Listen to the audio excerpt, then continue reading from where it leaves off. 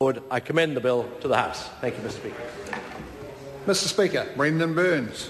Mr. Speaker, I'm very pleased to take a call as we go through the second reading of the Weathertight Homes Resolution Services Financial Assistance Package Amendment Bill. And I wanted to just pick up on the comments of Chris Ockenbold, the chair of the Select Committee that considered this bill, and going back to Labor's history on this issue, and just remember where did the weathertightness issue emerge? It emerged in the early 1990s, as Mr Finlayson would well know, when the then National Government deregulated, took away the requirement that timber be treated in building sites, took that away, and the minister who led this bill was part of that very same government. Let's not forget that. So while he comes to the House triumphant with this bill to mop up a mess, it has its origins back in the government he was a principal part of in the 1990s. Let's not forget another component of that cocktail of disaster, and that was the National Party saying we did not need to have apprenticeships supported by the government. The market would provide. And so another important component of the comedy of errors, which has led to, by the minister's estimate, an $11 billion repair bill, for which the government is now stepping up to the plate in respect of $1 billion, is that the government of the 1990s under National walked away from training young builders, getting the appropriate level of skills so they could actually deal with the other element that came to fruition in the early 1990s, which was the new building products that were emerging and the new Mediterranean-style flush designs. That was the origins of the leaky building disaster that is still with us today, which this bill is attempting to remedy. But let's not try and sheet it home to the last Labor government. The origins of that rest very firmly with the Bolger administration of the 1990s and the push for deregulation, which has had enormous consequences for us. That's what we're trying to mop up with this bill. Let us still say that Labor is supporting this bill because this is as good as it gets to this point, and therefore we are duty bound to support this bill. But that still leaves many unanswered questions of detail about this bill, and one of the key issues, and I'd like the Minister at some point during the passage of this bill to give the House an assurance. Where are the banks on this issue? Because this bill is requiring that homeowners meet 50% of the cost of the repairs, and they are not going to be able to do it unless the banks have come to the party. And I would like the Minister to give this House, before this bill is passed by it, whether any of the major trading banks have stepped up to the plate, have entered into his embrace and have said, yes, Mr Williamson, we are with you. We want to commit to supporting those homeowners who want to repair their homes under this package of assistance. The banks are all on board? Certain banks are all on board. Well, if the Minister is able to give the House that assurance more formally through the course of this bill, that would be useful. That would be very useful, because we need to know that this actually is a measure that has the capacity to work. It's got good detail, but in the fine print we need to know whether there is going to be support from the major trading banks, because that's a key matter. I'd also like to just look, there are some fishhooks in this, and I think the Minister will observe, and in fact this is the second iteration of the bill, or the package should I say, and the Minister actually put one up a year or two back where the government component was only going to be 10%.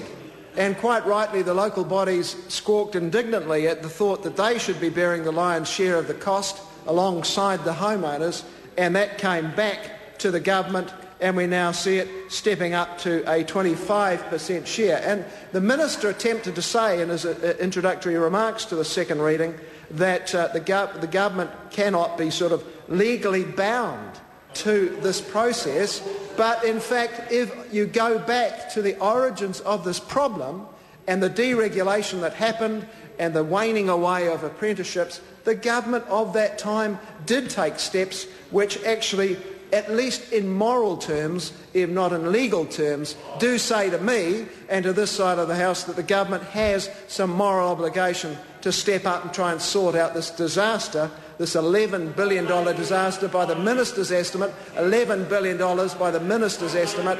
And that, no, we're not talking about doing nothing, Minister. We're talking about doing what is just and proper, and we're talking about sorting out a problem which began when you were a Minister first in this House. You were a Minister first in this House, one who favoured taking the heavy hand of the state off the building industry, and we are seeing the consequences manifested through this bill today.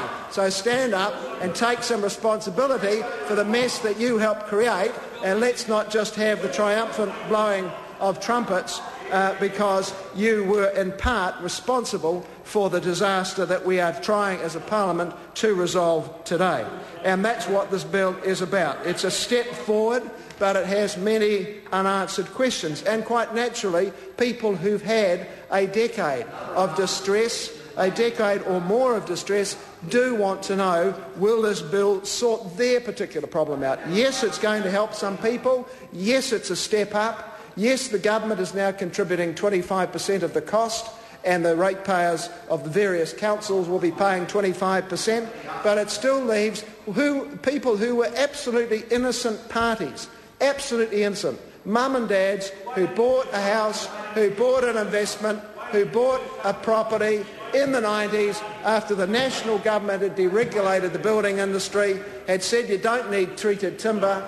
Those are the facts that led to this disaster. And yet mum and dad investors are still going to have to step up and meet the costs, and we are hearing from the Minister, and I hope we'll hear more formally, that the banks are going to be stepping up and assisting those poor homeowners to pay the price. They are going to be paying the price.